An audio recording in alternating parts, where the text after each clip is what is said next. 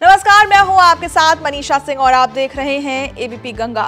उत्तर प्रदेश में 10 सीटों पर चुनाव होने थे, लेकिन अभी तक 9 सीटों पर चुनाव होने का आधिकारिक ऐलान किया गया है। अब इन 9 सीटों में से एक सीट ऐसी है जिस पर घमासान अब भी जारी है। जीत का झंडा गाड़ने के लिए सपा और बीजेपी कोई कोर कसर नहीं छोड़ रही है, लेकिन बीजेपी ने इस सीट पर अभी अपने प्रत्याशियों के नाम की घोषणा नहीं की है। वहीं सपा ने अपने विधायक इरफान सोलंकी की पत्नी को ही टिकट देकर मैदान में खड़ा कर दिया है। चुनाव की तारीख साफ हो चुकी है, लेकिन बीजेपी की देरी की वजह साफ नहीं हो रही है। वहीं सपा ने तमाम दावेदारों के दावे पर नसीम सोलंकी की टिकट फाइनल कर विराम लगा दिया है। वहीं दूसरी तरफ भाजपा खेमे में हलचल तेज है। हो भी क्यों ना, सीट एक और दावेदार अनेक। ऐसे में टिकट किसी एक का ही होना है और बाकी के हाथ केवल निराशा लगेगी।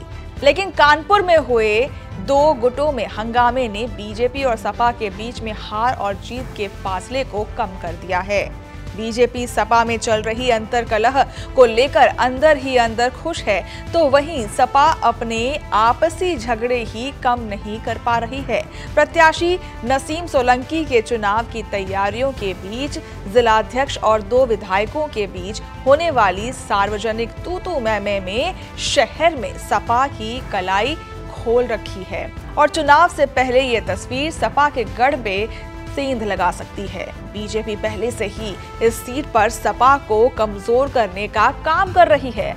मुस्लिम मतदाताओं के बीच बीजेपी ने अल्पसंख्यक नेताओं को उतार दिया है। यहाँ के जातीय समीकरण की अगर हम बात करें तो इस सीट पर 2 समीकरण काम करते हैं। पहला, यहाँ मुस्लिम मतदाता जिसे वोट करता है उसकी जीत भी पुख्ता मानी जाती है, लेकिन ये तब संभव होता है जब इसी सीट पर दलित मतदाता ब्राह्मण के साथ मिलकर किसी दूसरे प्रत्याशी को वोट ना करे।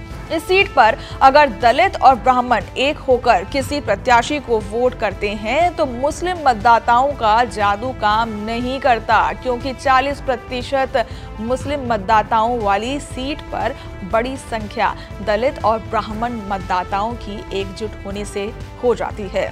फिलहाल सीट पर सियासी समीकरण बदल रहे हैं। सपा की अंतर्कलह और बीजेपी के तैयारियों को लेकर बढ़ते कदम इस बार का चुनाव रोमांचक होने वाला है। अगर सपा की अंतर्कलह इसी तरह चलती रही तो सपा प्रत्याशी की जीत में रोड़ा कोई और नहीं बल्कि सपाई ही लगाएंगे, जिसका फायदा बीजेपी को मिल सकता है।